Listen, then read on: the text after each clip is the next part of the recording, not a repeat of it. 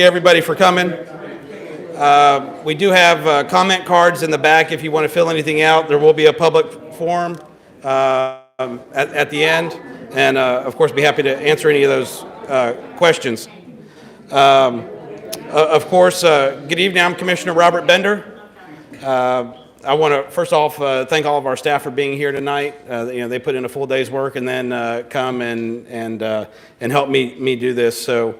First, we have West Moreno County Administrator, Debbie Bowers, Assistant County Administrator, David Heroux with our Community Media Relations, Andrea Gibson with CMR, Clara Long, Director of Neighborhood and Human Services, Jamie Higdon, Public Works Director, Tyler Davidson, Public Works Deputy Director. I haven't seen Joy, I don't know if she's here, but she's our engineer. Rob McCracken with our engineering division's here. Rob Hogan, our facilities director, is here. Lieutenant Terrence Davis with code enforcement's here. Chris Phillips, traffic. Horace Jones and Drew Homer with growth management. And then we also have a couple other elected officials. Scott Lunsford is here, our tax collector in the back. And then also we are joined by our Sheriff Chip Simmons. Thank you, Sheriff. We also have Bruce Woody with the ECUA. And I haven't seen Dale Perkins, but I think he was going to try to make it. So anybody that I've missed? All right. Well, thank you. Welcome. Thank you for joining me at this facility. The first thing I did want to do a little bit was talk about this facility. When I was elected a little over 4 years ago, I'd heard how there was not a community center in District 4 in this part of the county. And we have been searching throughout the Ferry Pass area to find something. And, we'd gotten a couple calls on this facility, on it being vacant with not having lights on, things going on, and started taking a look at it and thought it could be a good possibility. So reached out to UWF, who was the owner at the time. The plans they had for it hadn't really materialized. They didn't know what they were going to do with it. They had we had Mike Hill's office was in here. They were looking at doing a daycare that didn't work out. They had done some, I won't say testing, but done some services where they do surveys and things like that, but didn't really have anything. So the opportunity for the county to get it was available. And one, I'd say it's a beautiful piece of property, and we want to try to keep that intact as much as possible. But two, really give something for this area to have meeting space. I was always scrambling to try to find a meeting space to have meetings like this. We have a number of homeowners associations in this area that are always looking for meeting space. We recently lost the use of the genealogy branch library on Pensacola State College. The college wanted that building back, so I know that some HOAs met there. And that has since closed. And but then also what we can do for the neighborhood. I'm thinking bridge, gardening classes. I heard we do senior yoga at another community center. And that's really what I'm trying to look for is to bring programming here for the community. Maybe have a walking track around to do that, some exercise equipment and a playground. I don't necessarily see this as being an after-school care facility. We will work to get it staffed, but really more of a adult area that we can bring different programming and things like that. But of course, I want to hear what you feel your needs are. Those are some of the things that I've heard in the last couple of years.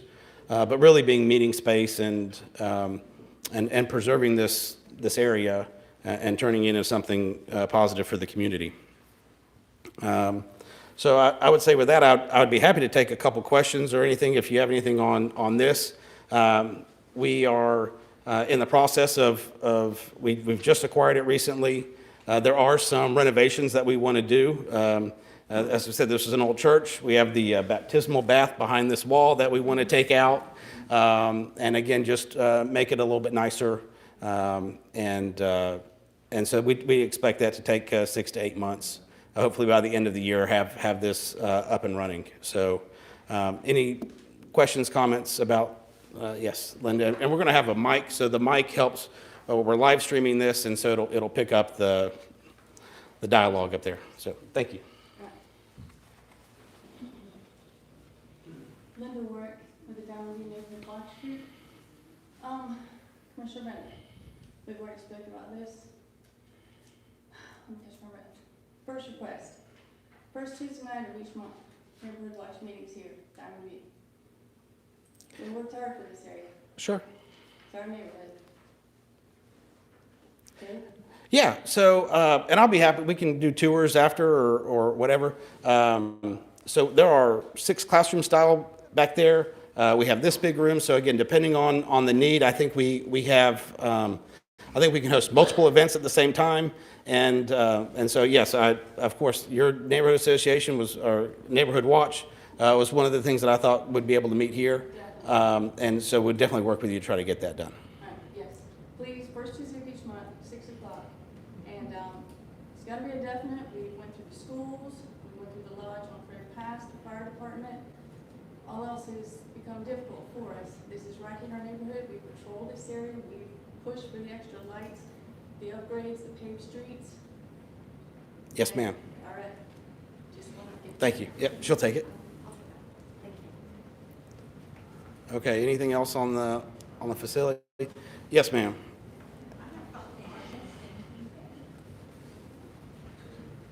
Hi, Demetra Henderson. I have several questions. I was at the last meeting, and there was a couple of questions that they could not answer at the time, so both possibility you could have the answers for Okay. tonight. The first one I have is, what type of events the center would be used for?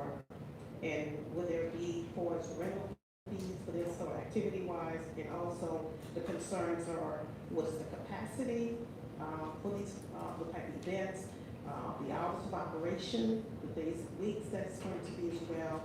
And if that's the case, then what would be the regulation established for standards for this facility?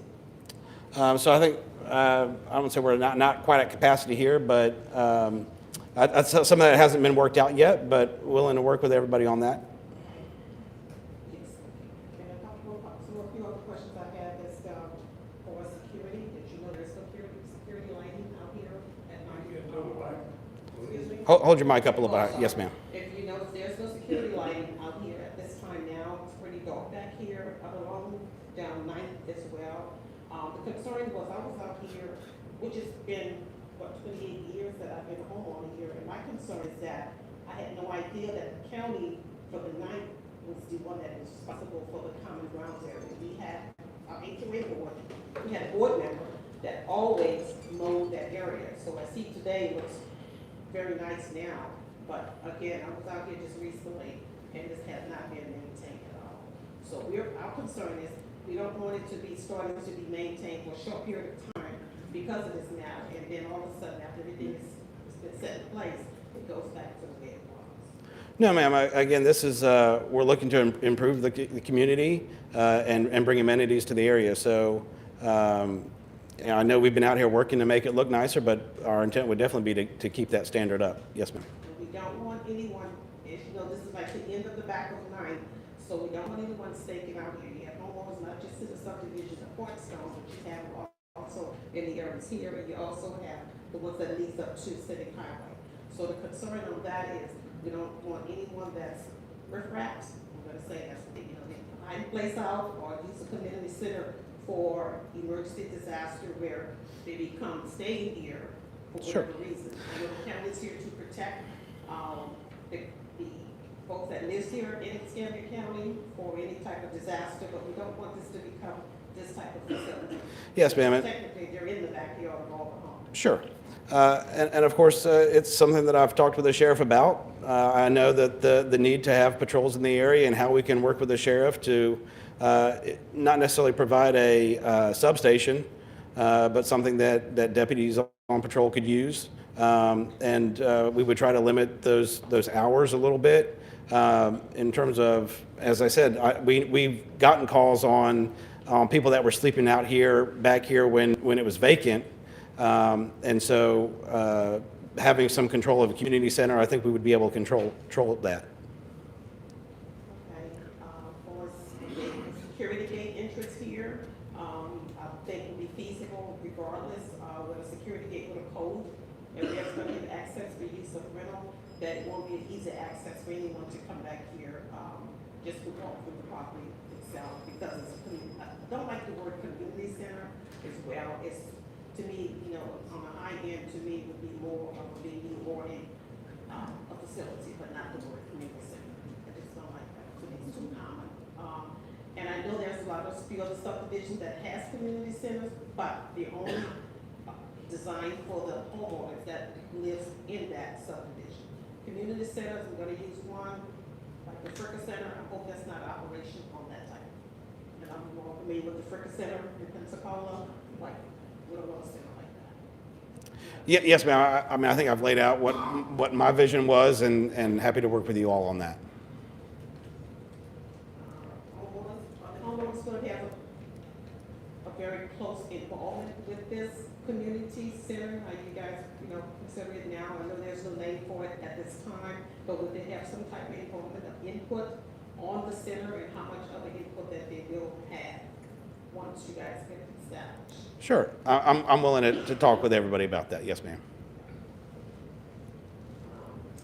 Another question I have, once it has been completed, my concern is, when everything is all completed, said and done, and you all state now tonight possibility what the use would be for, is it going to be put in writing where the homeowner has gotten it shown that it is, not verbally speaking on it, and then later it becomes to be nothing what we discussed or what has been explained to us?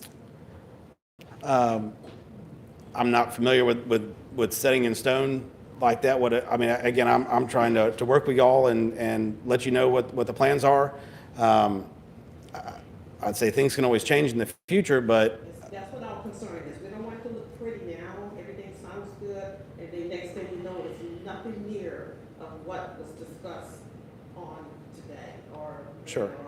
We don't want that, kind of like, I don't want to say bait us in, but I don't want to be where we be blindsided, basically saying. this is so what we're activities going are you concerned would occur that would change?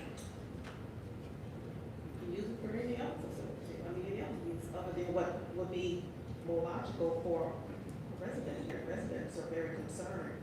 I mean, I'm speaking on my behalf, but I'm quite sure with all of the rules to where they're here, that's why they're here as well. You know, this is, only been longer than 30 years?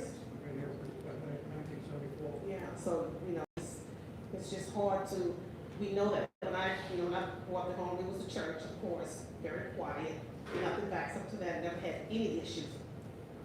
Explanations, never had any issues, I had never had any, since I've been here. It's almost like you can leave your back door locked, you know, even your car door unlocked. So, I know things have changed now as well, everywhere in Pensacola, but we don't want it to become where it's in the backyard or in the facility. Because some that doesn't live above the side of this grounds, but still you have other subdivisions, and we have, the Diamond has 4 subdivisions that you are covering, is that correct? 4 subdivisions, and it has been awesome. And we don't want to have security. It doesn't look good when you say security where you have, Escambia County has to be out here because of traffic that's coming through. Yeah, yes, ma'am. I understand that, and again, I think that's how we set it up, and I that is not where I'm headed. So. No drugs, no any of that. We don't want any of that. And again, we already have some of that here before we got this, and again, we hope that us doing this will further prevent that from occurring. And I guess you can touch on the type of grants that you are going to be offering as well. I think we talked kind of briefly about certain type of grants as well. I don't know what that's all entail of, but you can kind of touch on that as well. And I know there's another area that you all have, which is by Ferry Pass Middle School nearby there, I believe. And I know that was some kind of traffic area there, and that's my biggest concern they had there as well. So I was hoping that that kind of traffic doesn't pour over to here, because this is a perfect state out here. Sure, and I'm sorry, I'm not exactly familiar with what you're talking about, but I do know that when we were doing the Olive Road drainage project, and they had that holding pond. Yes. We put a walking track around there. We added some workout equipment, and we have a playground. Okay. my understanding is that there are a lot of neighbors in that area that go and use it. They benefit from the walking track. They're using that. And again, I think it's been a positive impact to the community. We're looking to bring something similar to that. We just wanna make sure that it's traffic, and if we don't have any say so, what's, it's already, you will purchase this property, and we just wanna make sure that we're part of it, but it's a good community, or whatever the use that it would be for, and that's what we wanna know, what would be the use of it, would be the operation, the hours of operation, when there's an event here, would it be security here at all times when there's an event, especially if it's one in the evening, noise is normally 10 o'clock in Scanlon County, we just So, wanna make sure. I think the security depends on what's occurring at the event. If it's just a gathering like this, No, like, an event that would allow security, nothing like this. yes, ma'am. Sidewalks, any sidewalks? Uh, Any sidewalks along Ninth? Again, it's something we can look at. It's, we've tried to put sidewalks in and around certain areas. Of course, our focus has also been in areas surrounding schools, so we've done some of that down by Ferry Pass Elementary, I think. But if that's something we can do, we'll look in that. And that sort of kind of leads into my next thing. If we hold off on that, I'll address a couple of other questions on this and get into that. We do have old homeowners who never subdivision, they walk through Hartsville, and they always walking on the street, and that's been for years. But I know at the last, what was that, the meeting we had last 2 weeks ago, stated that, they stated that there would be no sidewalks at all on Ninth. That was before this was brought up, there would be no sidewalks there, so that's why I thought of that. I don't know who told you that, so. Thank you. Yes, ma'am. I'm sorry, he had his hand up for a while. My name is Ben Sandoval. I live right up here in the Hawthorne subdivision. In fact, one of my houses, the backyard. This car yard is part of my backyard. Yes, sir. I've lived here in this neighborhood since 1974. We have one of the nicest neighborhoods here in the area. People walk around, the neighbors walk around the neighborhood. They talk to each other. The children are there, play with each other and whatnot. We don't want whatever's going to be put up here to affect our value, our property values from that house. I put a lot of money into my home to keep it upgraded. Okay. Number two, the traffic that we have that would be coming through there. We'll be using our neighborhood as a bypass from scenic to come over here.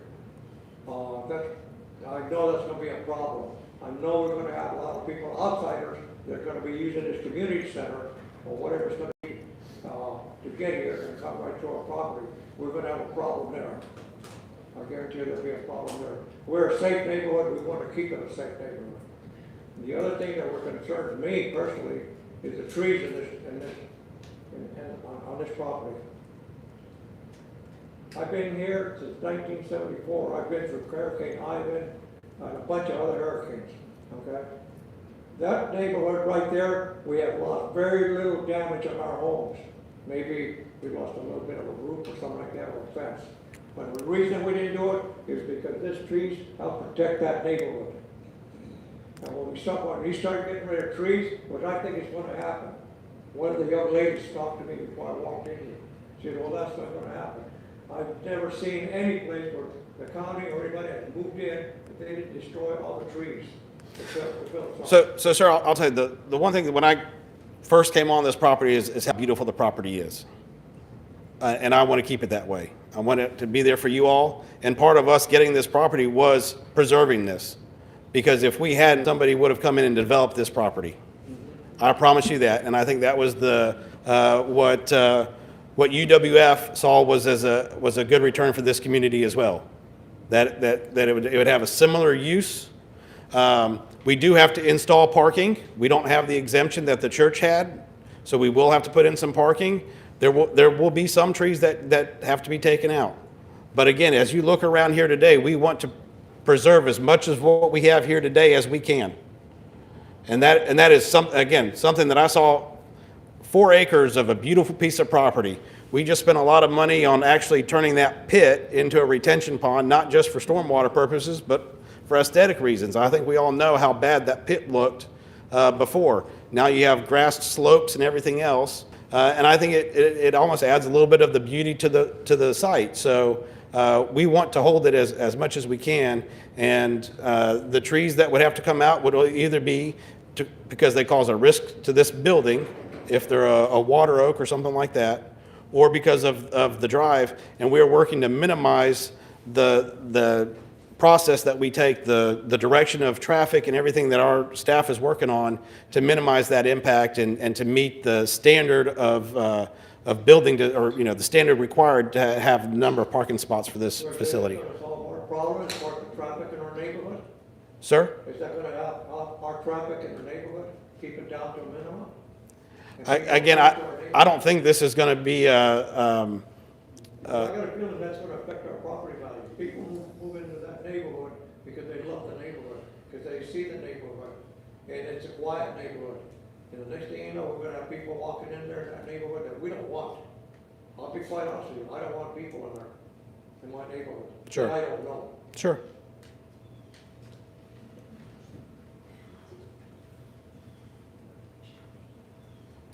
Yep.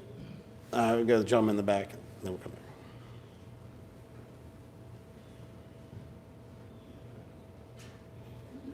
Hello, How you doing? I'm James Track. I came to the meeting a couple weeks ago, and I voiced my concerns. And I talked to somebody in her office, and she filled me in on the beautiful plans you have for the future. This is going to be a community center designed for all of us. Okay?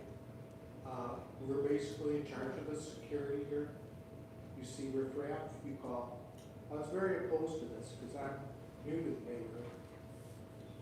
But after listening to her and the ideas you have, it sounds more appealing. They're not gonna put in asphalt. They're gonna put in packed ground. Okay? It's not gonna be like a community center. It's gonna be our community center. They're gonna save the trees. Of course, they have to make room. But keep things clean, and hopefully, the riffraff won't come with, because of all of us put together. Now, I noticed on my property right over here, outside the gates, that there's a lot of cars that park there. Before this even started, I put up a camera, I put up 2 signs, 24-hour surveillance. I managed move the riffraff down because of that. So, my question was, will you put no parking on my side of the street so that the cars don't park there when the facility is closed and open? It's kind of frustrating because as homeowners, you don't let cars in front of your house. You don't know who they are. Of course, I have dogs, so my dog alarm goes off. And I have a camera that catches their license plates as they turn around. So no parking would be great. A few signs, 500 feet from the entrance on one side. The Hearthstone side, I think you have like a turnaround for the water retention pond. Would certainly help with the security issues that the neighborhood is concerned about, parking there and doing stuff like that. So that's something that I'm going to. Sure. So I hear what you're saying. And I think part of what I try to base on is enforcement. And because if there's no parking sign there and somebody parks there, then you want something to be done. And so we have to make sure that we have the abilities to do that, the mechanisms in place. Because other than somebody parking there, you get more upset that something can't happen immediately, whether the sheriff's department come out and ticket them or have them towed or something like that. So happy to look into that. But I also try to be realistic and see what we can do because, again, if there's something in place that can't be enforced, then that makes you equally as frustrated. So, but I'll be happy to work with you and see what we can do. I'm aware of the ability to enforce it isn't really there.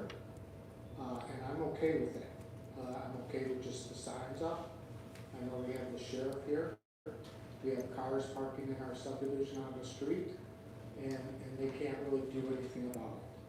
We can call if they're understaffed, and the cars remain there without tickets. Sure. So we're aware that the sheriff's department is stretched thin, but it would just be nice to have the no parking signs there so that people see that we don't want people parking there. And personally, I'm afraid of a confrontation with the amount of shootings that are going on. I won't even go out and approach them and say, hey, you know, you're parking in my yard. Sure. Yep. Just real quick, we've been joined by Engine 7 crew down from the fire station down on Johnson, so I just would like to recognize them. They're great public safety. I'm sure a lot of you have seen them. Maybe they've come to help you, but we do have a great crew down there. One of the things that we are working on, we did it to the beach. We expanded the number of people at that station to 6. We feel that there is some space available to do that. We have one of the highest call volumes in the county, and so to add a couple more guys to where you could have 2 crews, we have the mechanism in place. We have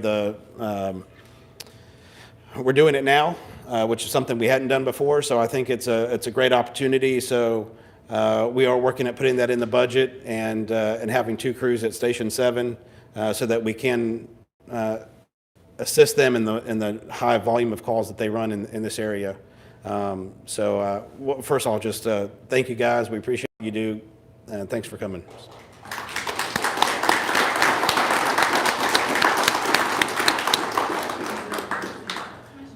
Yes, ma'am. This would be the perfect time to get into this one, please.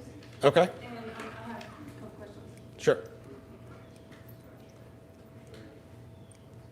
President William Washington, information. See you at the next meeting. We have a lot of traffic in the neighborhood. We have a lot of traffic in the neighborhood between Bixby, Scenic, all of their main thoroughfares, you know. They fly up and down Bixby. It's a quick cut through from one end to the next. And they come through. Hold up the mic a little bit. Yeah. I'm sorry. They come through Hearthstone, cut through the neighborhood, and then we come in here off of Scenic. Can we get speed bumps for them to do the footwork, to go out there and get all the signatures from the people, Bixby and through Hearthstone speed bumps? Since we've invited the whole District 4 to a community center. Sure. We need help with the traffic lights. Okay, we'll work with you on that. Yeah, I mean, we could set it up here and have people come by and sign it and things like that. You know, the sheriff has a lot of speed trailers, and the great thing about that is that it captures the data and they analyze it and they figure out A, if there is a problem, B, what it is, when it is, and then they can always focus their efforts on it when based on that data, so that it's the best use of their time. And have the maximum effect on their presence. So Well, we've had them out there, and they're out there all the time, so I'm telling you as a witness, we need them, sure. okay? All right. Anything else on the community center? All right. Thank you. So Dale Perkins with ECUA came in, so I wanted to recognize him. Thank you, Dale. So, ma'am, some of the things you talked about, and we're looking into this. Clara Long is our Director of Neighborhood and Human Services. And so we're doing the analyzation about having some of this area become a community redevelopment agency. And what that does is that you have some funds that are taken from the increase in value of the homes that you use to put back into the community.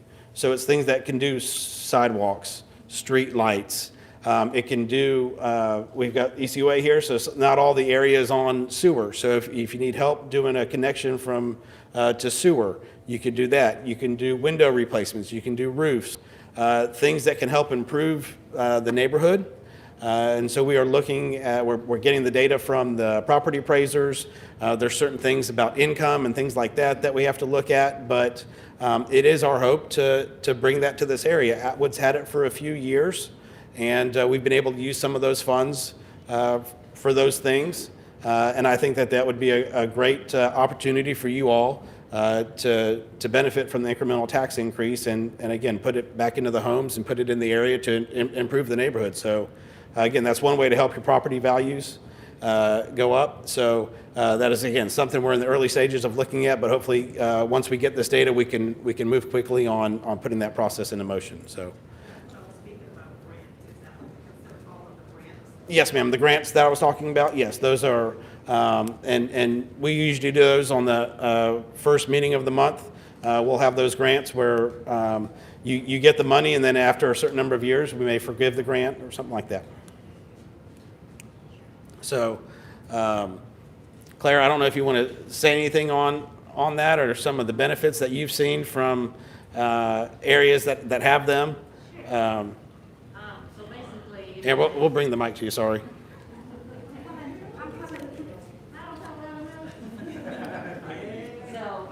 it's called a residential rehab grant. So it is a 50% matching grant for homesteaded properties only.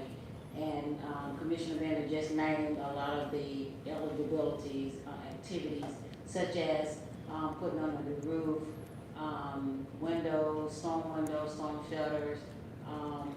If you want to rewire your home, it will pay for that, as well as connecting to sanitary sewer. So it is a 50% matching grant, meaning that you will get 3 qualified bids.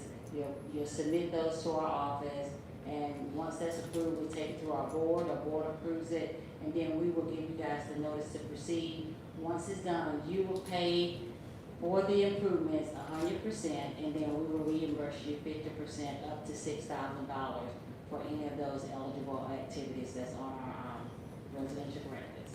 And then Claire, we do have some. I'm sorry. Yes, so that's all. So currently, right now, it's for Atwood CRA. So once we expand the area, then that expanded area will be eligible for those grants. And then we also have some not industrial, but commercial properties here. So those would be eligible for certain things as well, correct? That's correct. Those are some minor improvements, such as like redoing the facade of a commercial businesses, and those grants can go anywhere from up to $10,000 to $15,000 for businesses. Perfect. All right, thank you. Do we have any questions on the CRA? Again, this is something that we hope that we can bring in and improve the community, improve your property values, and just overall improve it. Yes, ma'am. Is that for the whole county or specific little pocket? It's specific little pockets. So again, it's based on, so she asked if it was for the whole county or just for a little area. Right now, I think it's, it ends at, let me see where it ends, sorry. It would be about Desert Oak East through the county portions. Just on the north side of Johnson, we wouldn't go into Ellison Industrial. But again, we're looking at the data as to what qualifies and what would be able to be included in that area. Sheriff, sorry, I want to honor your time. Is there anything you would like to address or say anything? Of course, I appreciate you being here and everything you do for the county. I think we've seen the response from your deputies, and we're proud of the job that you all do. And we thank you for that. So I'd be happy to turn it over to you. Just an observation, really, because I've been to a number of these homeowner meetings and association meetings and town halls and roundtables. I've been to a number of them, and I think the most important thing is the fact that you all showed up to talk about what concerns you have. When I hear words like speed bumps, I hear words about lighting, that does my heart good, because those two things are two of the things that really do help us out. Are we spread thin? We're spread thin. We prioritize certain calls, and quite honestly, this is a good neighborhood. And you know, so we don't have as many deputies in this particular neighborhood as we do in some neighborhoods. But I think when you start to develop something like this, and I commend Commissioner Bender for having this, you need to look ahead. You look at what could happen, not may happen, what likely will happen, what could happen. Are we going to have a bunch of cars coming here whenever there's not a function and just hold a party out there in the parking lot? What can we do to stop that? The lighting, maybe even the sign to say no parking on this side of the road. These are things that sounds like you've learned from other neighborhoods, something that you've looked ahead and want to head off. The Sheriff's Office is here to help as much as we possibly can. If you have someone parking in a no parking zone, you can give us a call. Now, if we're I've got a hold for a call because there's someone got stabbed, that's gonna be the primary call, and you know that, and I really appreciate it. The good thing about being here at the sheriff's office is that we have a community that supports us. And we are open for anything that you're gonna have here. Commissioner Bender and I have talked about a number of things that we could do at this park alone. Can we have a festival here? Can we have a function here? Can we get the neighbors to come in? Because every time the neighborhoods come in, we have an opportunity to talk to them. We have an opportunity to come and be with them. I know Linda, we used to come to all of the events that they had before COVID at least. And we loved it because we were able to talk to them, we were able to enjoy, the fellowship, but also get some, get our ears run a little bit with what we think we can do. So my only observation is that keep doing what you're doing, stay on the people and just continue to remind them what you want, because you do not want anything to harm what you have now, because what you have now is great, and make sure that this is only an improvement for that. So that's all I can say. Thank you, Sheriff. And I think one of your key resources in engaging with neighborhoods is Ronnie Rivera. We've been able to work along with Ronnie and your department to resolve a number of issues within communities, whether it be houses that are having drug problems or things like that. And so, one, thank you for your department for helping that. Thank you. Also, and Ronnie's work for doing that, because when those get resolved, if it's a vacant house that has to come down, the neighborhood and the residents really appreciate that, because they know what impact that's had on their community, and it gets lifted. So thank you. And so some of the things that the sheriff was talking about we might do is that they've done some movie nights with their foundation to bring the neighborhood together, to have a cookout, to have a movie night. I've attended a couple of those. He had one this past weekend with the Cops, Crawfish, and Cars. And it's a great way to engage with the sheriff's department. And again, I know he likes bringing the communities together. And again, having events like that means the bad actors aren't going to be here either and doing that. So thank you, Sheriff. I appreciate it. So I also want to do a little update on county projects. So as I mentioned earlier, one of the things we did was change the pit to a retention pond. That was done after Hurricane Sally. Part of it was the issue that we had. We expanded the capacity of the pit, and we're currently in the process of repairing and enlarging the outfall pipe through Mackey Bluff. So I know that there's some neighbors that live over here that during Hurricane Sally, the pit overflowed, water running across this property and going into their homes and down the scenic highway. So we feel that we were able to address that, and we did it in-house. We didn't go out and get a contractor to do it. We did it in-house. Rob McCracken, thank you for all the work you did with that. We had the dump trucks, we had the excavators, and we had the staff, so we were already paying them. So I think we were able to wisely use your tax dollars, and again, I think it looks a lot better. So I mentioned the Mackey Bluffs. For people along Glenbrook Gatewood Ditch, that's been completed, and hopefully we've alleviated any flooding concerns that those residents have along the ditch. We widened it. We reinforced it, and we also added a pipe underneath it to, again, help with volume and not have the backup that floods out the homes. I have some Wood Run resident here. We're repairing that bridge that constantly floods, elevating that. And then we started some repaving projects in the North Point subdivision last year. We're looking at completing most of the neighborhood in the next year or so with that area. And then we have a few others on our list, Kipling, and Vernon Street are a couple others that we're also looking at, trying to secure some extra funding to have those done in the next year or so. So those are most of the projects that we've done. If there are any comments on that, I'll take those. Thank you. Okay, thank you. Let's see here. So Linda asked to acknowledge the Diamond View. They have a neighborhood patrol, and they've worked with us on getting streetlights added, paved streets and upgrades. gates locked at night here, yes, we'll look to have the gate locked here at night. As we did, and the sheriff mentioned having lights on at the area, when we did our walkthrough a few weeks ago with staff, I want to make sure that I reduce the light bleed. So the lights that are coming from this facility or this property onto the neighboring residences. I don't want a light to keep you up at night or something like that. So we've asked that to go into the design so that this area remains lit, but it's not overwhelming for the surrounding neighborhoods. Kathy Langton, we have lots of visitors that love Casino Beach and everything at the beach. First comment they make is, why is there nowhere to change other than a nasty bathroom stall?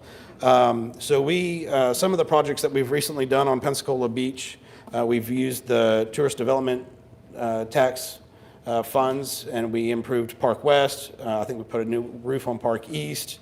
If anyone's gone out to Bands on the Beach, I was out there on Tuesday. We redid the pavilion, and one of the things we're going to do is also redo those bathrooms right there at the Casino Beach parking lot. Redo those bathrooms. Hopefully that improves it.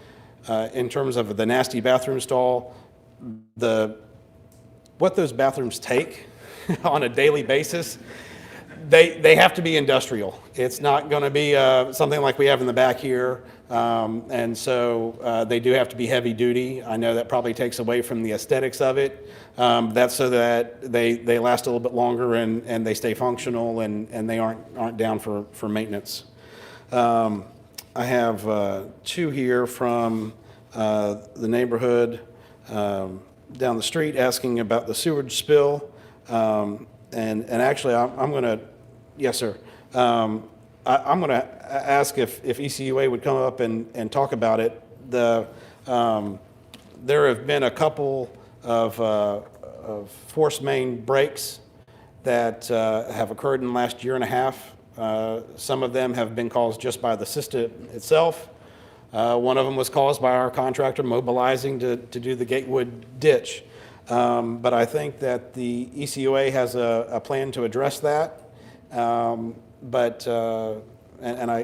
let Bruce say, and then we can take some comments on that, if that's okay. Bruce, if you want to come on up, if that's easier, just to address the crowd, and then we'll also get to the comments. My name is Bruce Wood. I'm the Executive Director of ECUA.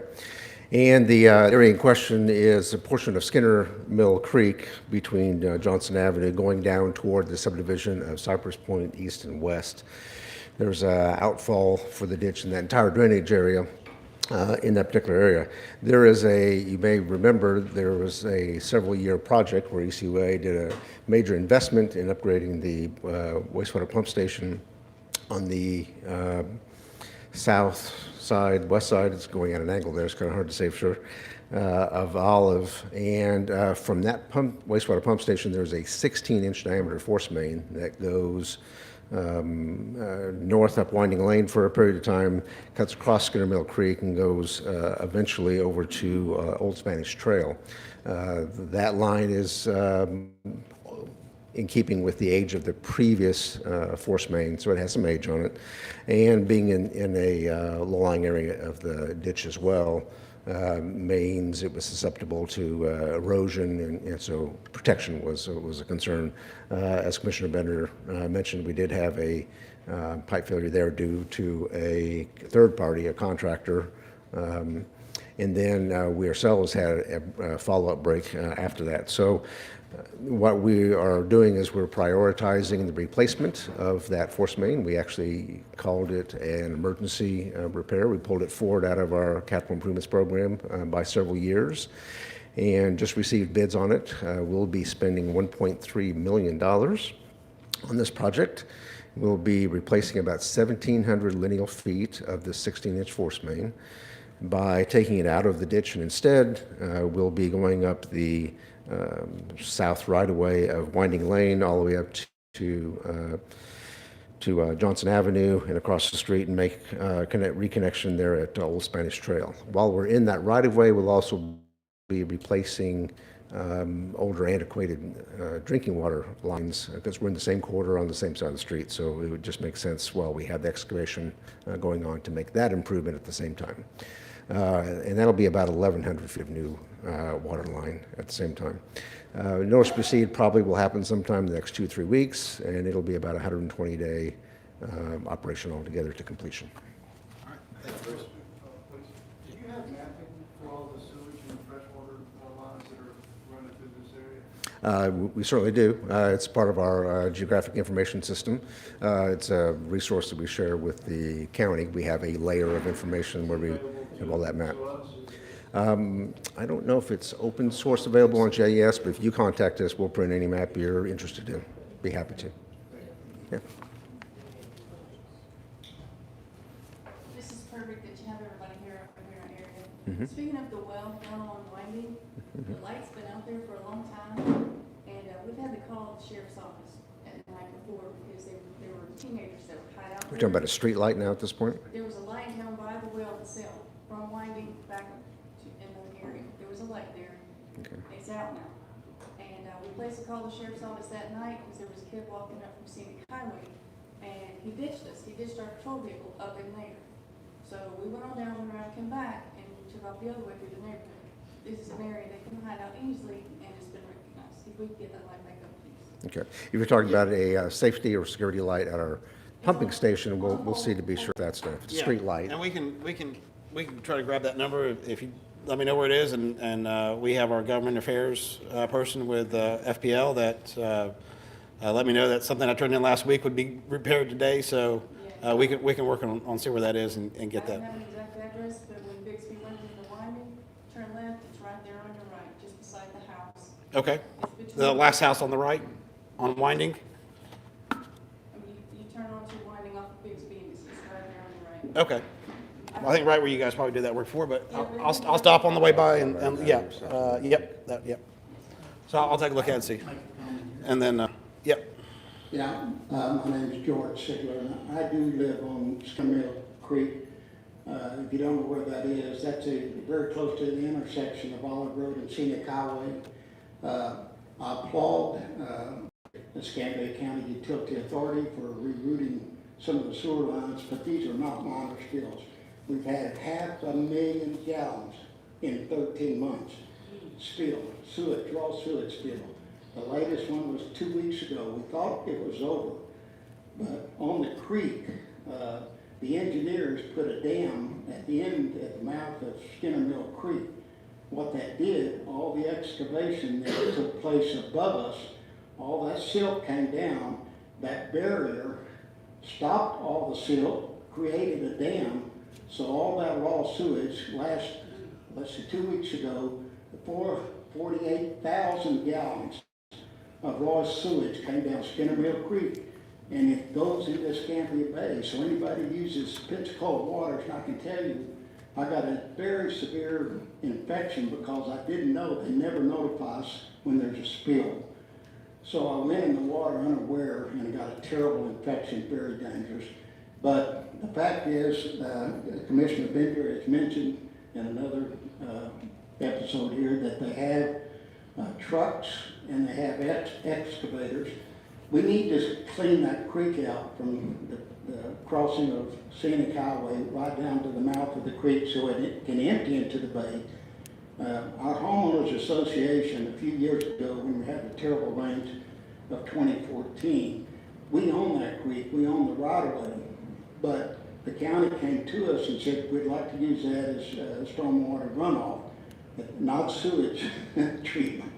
But so we granted an easement to the creek in hopes that the county would do their part in helping maintain that. But that creek now, if you drive down Cypress Point East or Cypress Point West, you would think you were driving into a sewage treatment facility.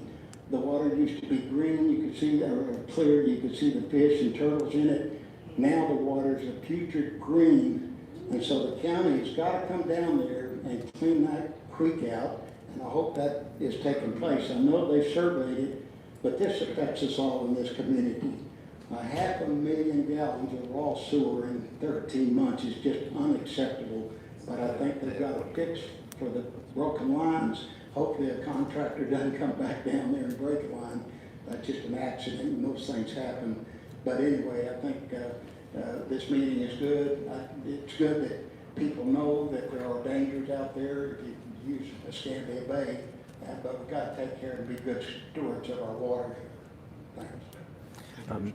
May I add one comment in response? Mr. Sigler is quoting some numbers that we're required to report to the Florida Department of Environmental Protection. Anytime that we have a incident where wastewater leaves our system, be it a broken pipe, even if it's somebody else's fault, we have to record that because we're responsible for the public health and safety of our community.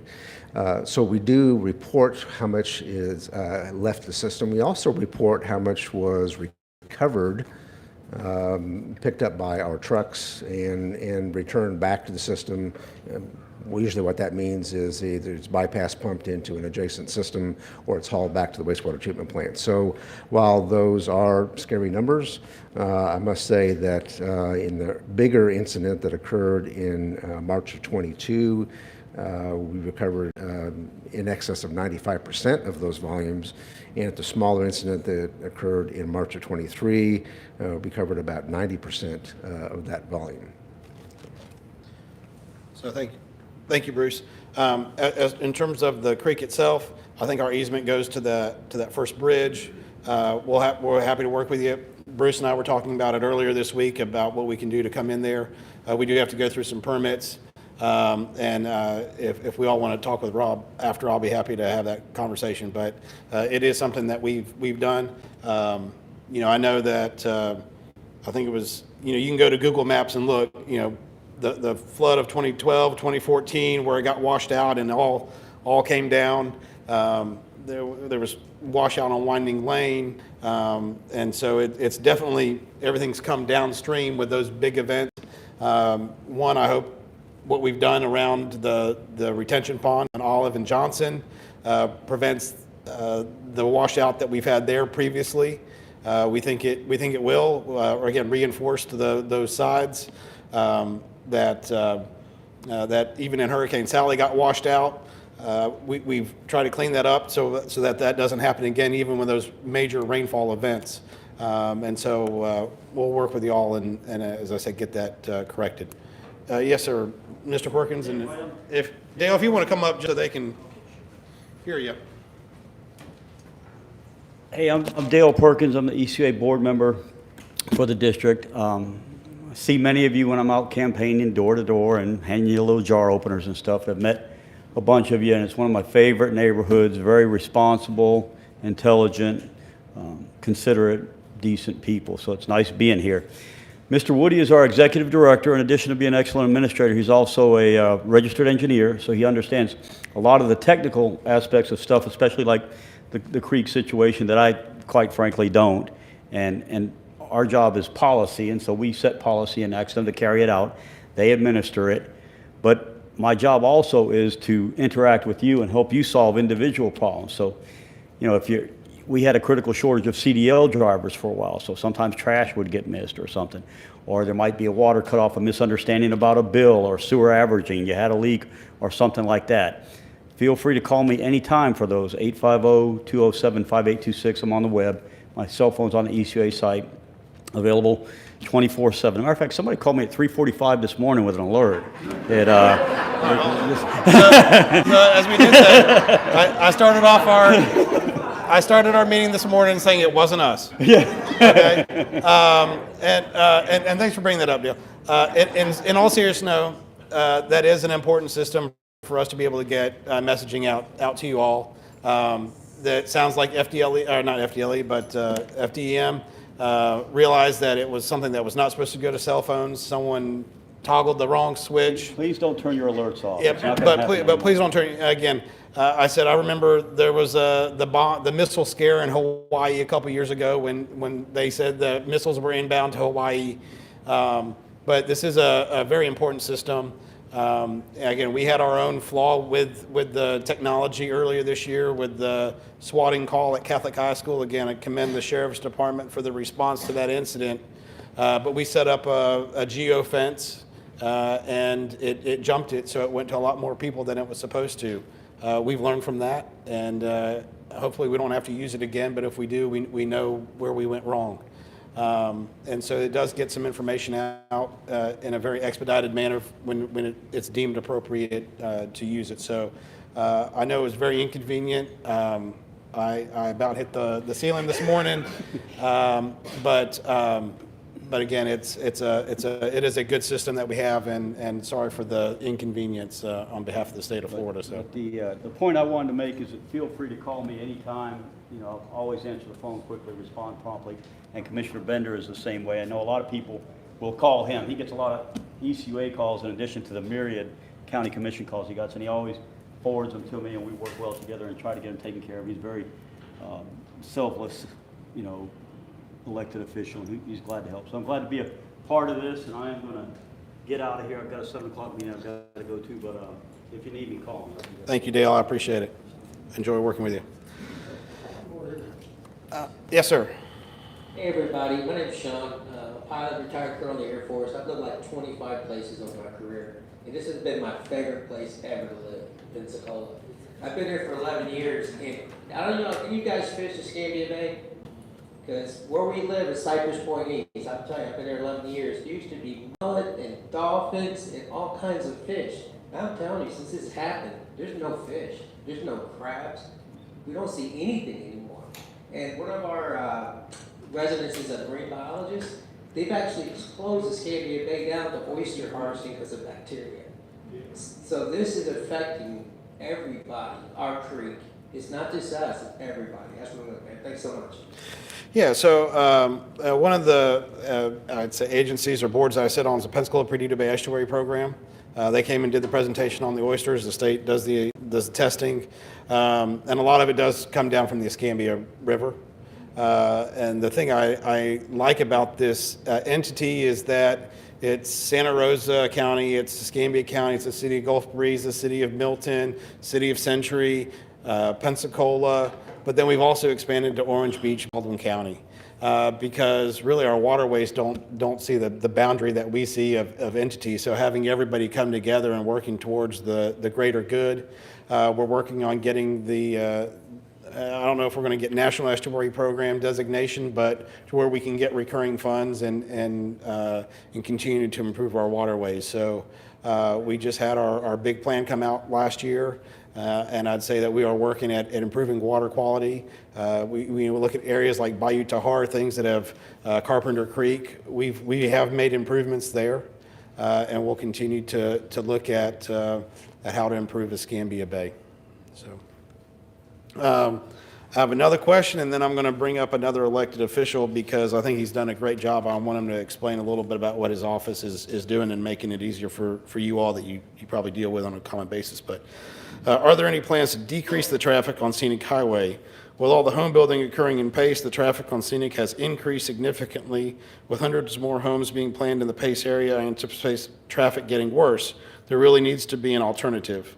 I would say I'm not aware of a bypass or something like that currently. I know that even coming in 4:30 or something like that, there was traffic backed all the way up Scenic Highway coming towards Olive. And so I would say that we do try to improve our traffic. As I said, we do have our traffic engineer here today. We have looked at as they repave Scenic. I think right now they're focused from about Hyde Park to the interstate, and then in the out years is the interstate to Highway 90. Seeing where we could add a turn lane. It is a process, but I think the way we can help traffic on Scenic is to make Davis Highway run at its greatest capacity. Some of the things that we've already done in terms of the timing of the lights, things like that, make it efficient. I know we're currently also looking at adding a turn lane possibly on Olive Road coming from Cody, on how that backs up to the west there, working with FDOT to get that done. And all that is to make things more efficient. We also have a traffic center that we're in the process of building for the two-county area that they would be able to operate and change the timing of the lights in real time. And we're going to have that hosted here and up and running in a couple years. We already have the technology in place in a lot of our lights. It's what we use at Pensacola Beach. I think we also have it at I-10 and Scenic. I mean, we have it throughout the county. We've upgraded our system, and so we have the technology now to do it, but to have somebody who's closely monitoring it every day. I think maybe some of you also might be familiar with when the supercell came through last year, and we had that big pileup on the interstate, and they had to close the interstate, and everyone had to divert north. We're able to get online. We don't have to go out to the traffic signal, and we can adjust the timing right there. I know the state of Florida did it after Hurricane Ian. They had one of the largest detours they've ever had to do. You just tap into the system and you can adjust the timing of the lights, and then that way you've been able to hopefully alleviate some of the backup caused by the detour or the incident. Again, if there's an accident and there's a big backup, you can hopefully flush it quicker by getting in. So I would ask Scott Lunsford to come up for a second. I've had the pleasure of working with him over the last few years. And again, I think he's one of the hardest working elected officials that we have. But he's also improved some of the things that his office does. I think you've recently added a pickup system. And so if you want to give people the opportunity to just know some of the changes that you're making, improvements you're making it easier for them, give you the opportunity. Sure. Good afternoon. I'm Scott Lunsford. Hey, what the commissioner's speaking of now, we've recently installed lockers in our offices so you can do a renewal of your tags or whatever online. We send you a code by your email. You step in the office, unlock the locker, get your item, and leave. And then our long-term play is once we get this thing configured, let me back up real quick. We're the only people doing it in this industry in the country. And so the software and things we could get was not made for what we're doing. So we have a vendor we're working with to create a system that's more efficient to do this locker. So our long-term goal is to eventually have the lockers facing outward to where people can come and go get their documents after work, before work, weekends, and so forth. So that's where we're headed with that. Another program I'm very proud about, we're piloting. We've used it 3 times in the last month in this community. For years, we had to tell people we can't help you when they were laying on their deathbed in a facility. They needed an ID card to transfer deeds or sign titles. We finally have worked over the last 3 or 4 years to get a mobile suitcase driver's license office. So now we can go bedside with these folks and issue a credential so they can take care of business as their time is expiring and they can move on. The next thing I'm very happy about is we're working on a mobile office. We will actually be able to come in a facility like this, put the office up, and be able to sell anything here that we could sell back at our branch offices. And part of the target audience for that is we have a hurricane or some kind of emergency. We can take that thing wherever the need is, Pensacola Beach, Perdita Key, wherever, and be selling driving license and tags and titles in just a few minutes. We have a lot of online services now. We're inventing a lot of services. They're not anywhere else. We have a print electronic title. As you know, most titles are electronic now. You can go on our website, order. It'll be waiting for you when you come in the door. You just step in, show your driving license, and we'll issue that our title to you. And then a couple things we're working on this year for our veterans community is forever Florida has allowed a 100% disabled veteran to have a free license plate, but he had one choice. A bill we're working this year, and it's headed to the floor for a vote, will allow that veteran to choose any license plate in Florida for that same free base rate. And then if he chooses something that requires a fee like a Blue Angels plate, he would only pay the Blue Angel fee. So we're very proud with that.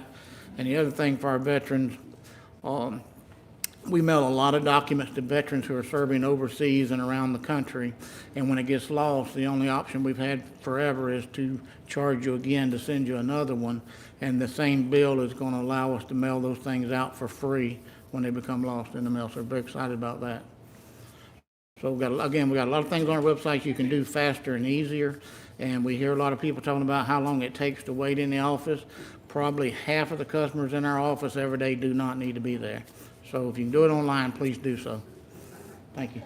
Thank you, Scott.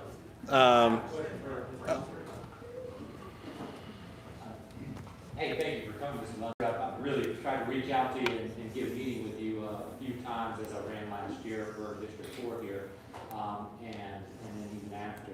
But here recently, I moved, and I had a letter mailed to the old house that I don't live in anymore. And I wasn't notified of that letter until the Saturday before the Monday at 12:01 a.m. that my driver's license would be suspended. So on that Saturday, I made the plan to show up on Monday. I showed up on Monday, and I waited in line before the doors opened. And I got in there, I signed up, and I waited until after 1:30 before I was seen. And I also had to pay the $256 reinstatement fee for my driver's license.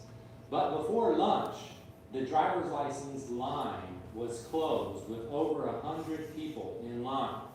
What are you doing to reduce the lines for driver's license? Because this is a real burden on folks that are maybe even getting pulled over by the sheriff or some other law enforcement agency without a driver's license because they show up and they can't get a driver's license if they show up after 11 o'clock when the line is already closed. Right. Good question. So what are we doing? We're building a new facility to replace W Street. The commissioner's been working with us on that to modernize that facility. When you say the line closes, we use an electronic queuing system, so you don't have to come sit at our office to wait. You put yourself in line, it sends you a message and estimates when you should arrive to get your service. So when the line is so full that we can't wait on any more people for that day based on the number we have, it turns it off. If the line catches up, then it opens the line back up and it'll turn on and off all day long as we have capacity to keep adding. The problem we have is when a customer comes in our door and they think they're there to renew their driving license or renew their tag, and we find out there is a suspension or something's going on, it may turn into a 30 or 40-minute transaction. So, as I tell folks, if we were selling Subway sandwiches, we could do one every 10 or 12 minutes, and we would be able to tell you, be here at a certain time, but our transactions are not that way. I will tell you, I fixed 2 driving licenses from home this weekend, same issue you're describing, using our website, talking to a customer that had the same issue. So, a lot of these transactions can be fixed online, and that's one of the ones that can be done online. Is you go online, enter your insurance, make the payment, and your license gets reinstated. I turned in my tag, and so she told me at 12:01 a.m. on a Monday morning, when I find out about it on Saturday, I turned in my tag and I still get charged a $256 fee. I think this is excessive, and if it happens again, it'll be $500. And I think that affects the least in our community the most. Right, and I agree it's excessive, but it's a state fee, and our office is mandated, if we help you clear your license, we have to collect it. And I'll be happy to work with Michelle and the other legislators to reduce the fee. We certainly would love to see it come down because it's a burden on everybody. And of course, you take $500 out of somebody's pocket or $250, that goes a long way toward groceries and gas and everything else. So I agree it's excessive, but we're stuck charging what the state law says we have to charge.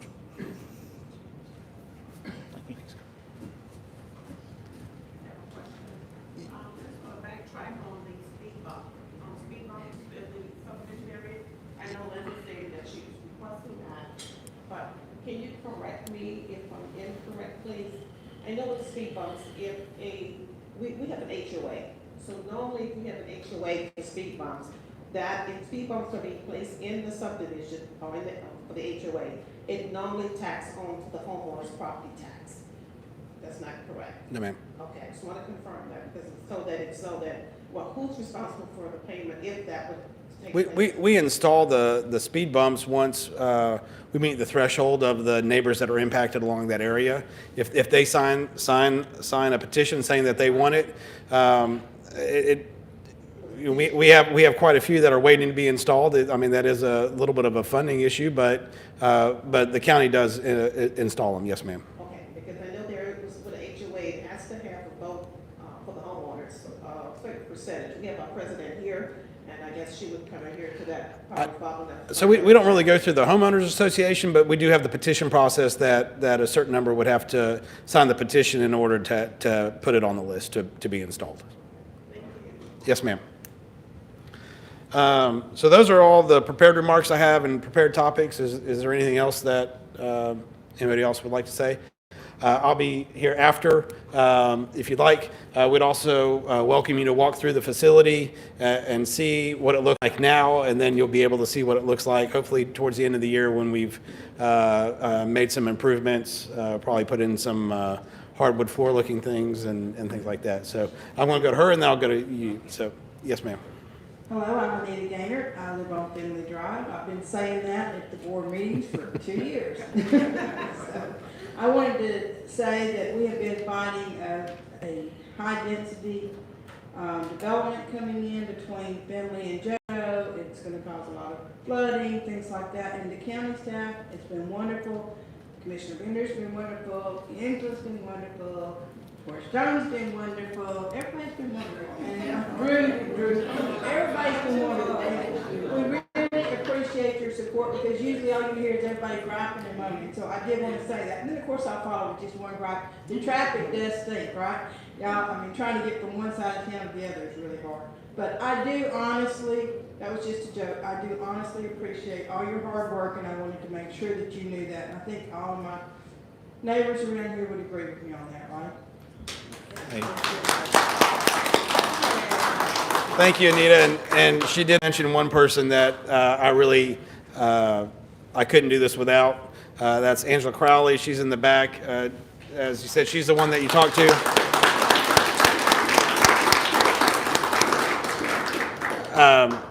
She spent, huh? And Joy Blackman. She's not here though, so we can, it's okay. But no, but Angela spent 26 years in the county administrator's office before coming down to the District 4 office, and she's really enjoyed getting to know all the constituents. She's been a huge help to me to help solve the problems, knowing where to go.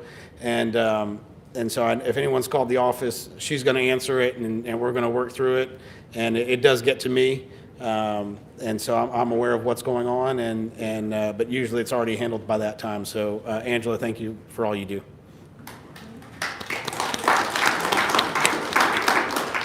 Yes, ma'am.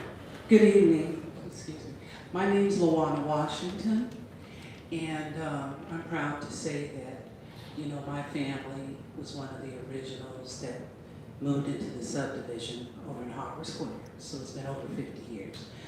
I'm currently residing here, and my concern is, I'm expressing a concern, and it's about, it has to do with climate change. There's residents that have moved in, they're burning rubbish, okay? And I have reported it, and I'm learning, and it is legal. And this is contributing to the CO2 emissions, as well as it's impacting the health, my health. I was in the Middle East, and they had a lot of burn pits. So as a result, I do have, you know, some issues with that. And then I have some neighbors who are elder and who have recently had some serious surgery regarding the respiratory system. So my question is there any way that the council could consider rezoning, you know, that issue? I'm not really that, you know, privy to how it works, but it's pretty bad when you walk out of your front door or go into your garage and it's filled with smoke. And we're talking maybe a 10, maybe 12-foot neighbor in the backyard, and well, I'm burning leaves and wood for my garden. Okay, fine. But what about the health issues? Now you know, who can I go to? Who can my neighbor, you know, report to and say, hey, this is impacting my health? So that's my question. Sure. Thank you. I appreciate it. You know, I'd say there are some things that we have to deal with in the county where you have the north end of the county, you have the unincorporated areas, or you have to work with those. So, but I'll be happy to talk. We have Lieutenant Davis behind you, and definitely happy to talk to you after this about that. Andy, right behind you. I would really appreciate you looking into that piece. I concur with her. There's a lot of health issues that goes along with it. There's many times that I have 3 people in my house, for example, that has asthma. There's many times we can't even go outside in the evening to enjoy the outdoors because people are burning leaves and things. So I really appreciate it if something could be. Yes, ma'am. And again, I was not aware that that was an issue. So, so thank you for speaking up, and we'll see what we can do. All right, we have a gentleman in the back. Yes, my name is Thomas Wheelitz, live on White Cliff Drive, and in 2 months I'll be there 50 years, so I've watched things change around here. Through the years, I've watched this property get changed several different lots over several different towns, and I often wondered what's next. But I guess what I would like to say to all the folks here that live here all these years is, when I walk out this door tonight, I'm going to be happy that Escambia County is taking it over and is going to maintain it. Instead of some contractor came here years ago and we could have had Lord knows what in here. You know, you've got all kind of condos, you got your, you know, and we could also have, you know, the low income apartment complexes that we have across Olive Road. So I think, I understand all the, you know, issues that they have with traffic and stuff, but I think at the end of the day, we're better off here than what we could have. So we need to think about that. You have 157 up your And if you had a apartment complex and all that other stuff in there, you'd have one heck of a traffic maze, so I could live with this. Thank you, sir. All right, well, thank you. As I said, feel free to wander through the facility. Like I said, we are going to be doing some upgrades, but I think it's got good bones, and I do look forward to opening it later this year. Thank you so much.